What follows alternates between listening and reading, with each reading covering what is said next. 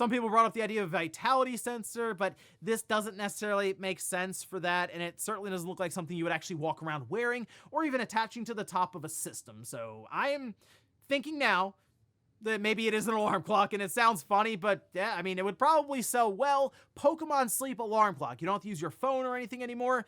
You just leave this alarm clock plugged in, and it'll watch you while you're asleep. Well, technically not for Pokemon Sleep, but close enough. So we had quite the alarming announcement by Nintendo earlier this morning, and I mean, come on, it's a great play on words there for Nintendo's announcement. While everyone was sitting around waiting for brand new hardware to be revealed that was related to Nintendo's next generation device, they do the most Nintendo out of left field thing you can think of, and they announce an alarm clock. Well, Nintendo's take on an alarm clock. And while we are still getting some information around this and reactions, of course, going up online, it'll be part of Newswave tomorrow with some of the more straightforward points, pricing, release, how to pick it up, that kind of thing.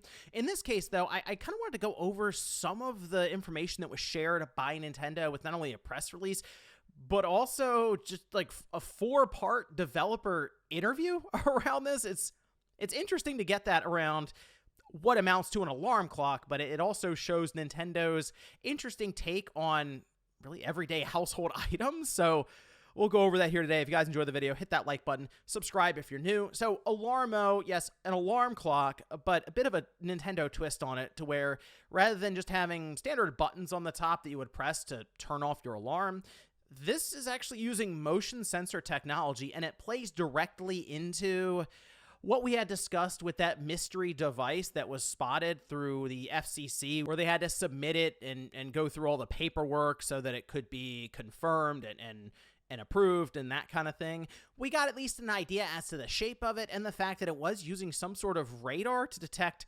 humans.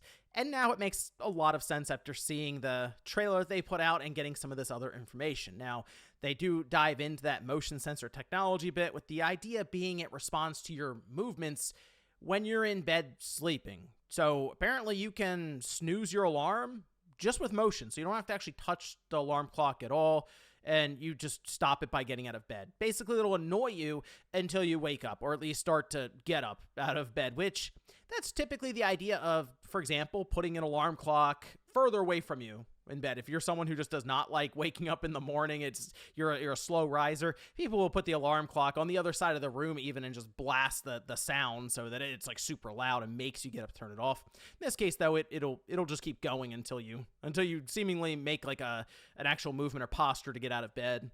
Now, they do mention 35 scenes that are inspired by 5 Nintendo titles. They point out Super Mario Odyssey, Breath of the Wild, Splatoon 3, Pikmin 4, Ring Fit Adventure. It was pretty funny in the trailer. They have Splatoon 3, and it just seems like gunfire, which, I mean, sure, that'll wake someone up if they're half asleep and they just start hearing gunfire next to them. I mean, they might be onto something with that. They also point out records, so you can see how much you move around in your sleep. This has been something for fitness trackers for a while, to where it'll kind of track the movement that you make. Obviously, if it's left on your wrist, it can at least track through motion sensing technology that way. In this case, though, yeah, you would have the alarm clock just watching you. I don't know, that seems like some interesting information that they could even gather there, but hey, nonetheless, that's kind of the idea, is to then give that information back to you so you can know, I guess, how soundly you're sleeping. There's also a button mode, they say, that's just traditional. Hit the button for snooze, and that's kind of it. They even have a sleepy sounds to wind down with soothing music and sounds at your set bedtime. Now, we'll go over some of the pricing and stuff tomorrow, because that has been a big sticking point, and rightfully so. This isn't a cheap device, technically, in the world of alarm clocks. But in order to, I guess, try to sell it and explain it a bit more, we do have developer interviews, which, yes, there's just 4 parts to this, which is interesting. Okay, we have Yosuke Tamori and Tetsuya Akama, and one is from they're both from the development department or technology development group. One's production group 4, the other one's development group number 1. And what's interesting about this is they discuss their time with something like Labo, for example, and now working towards reimagining an everyday item like an alarm clock, which Nintendo, as we've talked about these companies branching out beyond just video games, Nintendo continues to kind of do the same thing. I mean, think about this. They have, of course, their movies that it's doing really well, with the latest one obviously being the Mario movie that was incredibly successful at the box office. Here comes The Legend of Zelda, talk about their theme parks, and here we are now with something like an alarm clock that actually has nothing really to do with video games outside of the intellectual properties that we know from video games.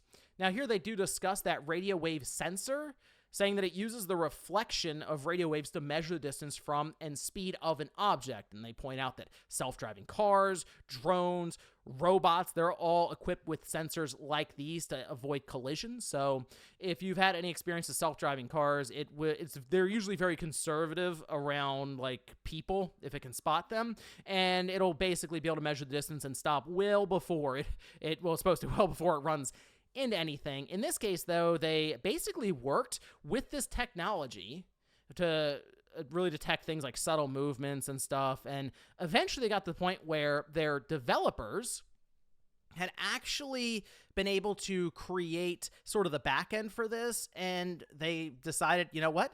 Let's make an alarm clock out of this. That's kind of where Nintendo's mind was. It's like, okay, it's at this time that we started discussing the possibility of developing an alarm clock that automatically stops as soon as a person gets out of bed.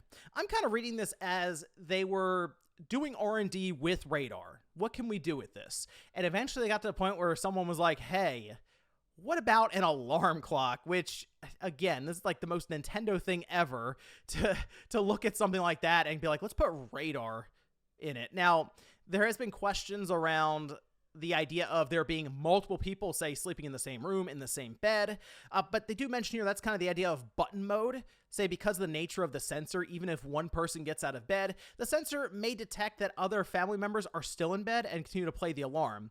Of course, if everyone gets out of bed, it will stop. However, the situation varies depending on the household, so in order to accommodate a variety of circumstances, we added a mode that will stop the alarm when you press the dial button.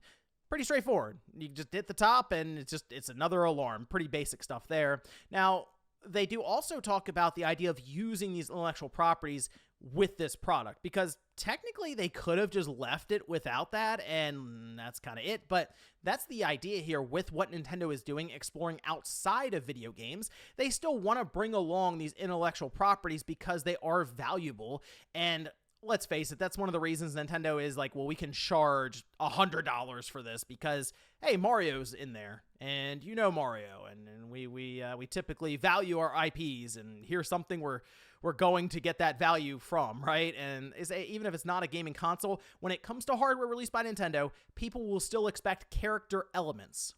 There was something else I noticed here with this, by the way, as I was going through. It seems like you're going to also have this thing connected, I guess, to the internet for updates. I mean, they did mention in the press release that they will have, here we go, that there will be, if you link your Nintendo account, you can download scenes from the Mario Kart 8 Deluxe and Animal Crossing New Horizons games via free updates when they become available. So it does seem like, yes, there is a way to link this to the internet or your phone or something there so that they can maybe push more scenes or characters or link them up even to different games. And this keeps coming back to Nintendo expanding outside of their typical narrow field of just video game releases to where, I don't know, I guess your alarm clock can just wake you up with whatever IP they create next generation, or maybe it can work into having reminders set up for when their games come out. They did mention that there is also like a chime that can play at the top of every hour with different themes or sound effects from their games, and again, kind of playing into the idea of keeping Nintendo attached to your lifestyle any way they can.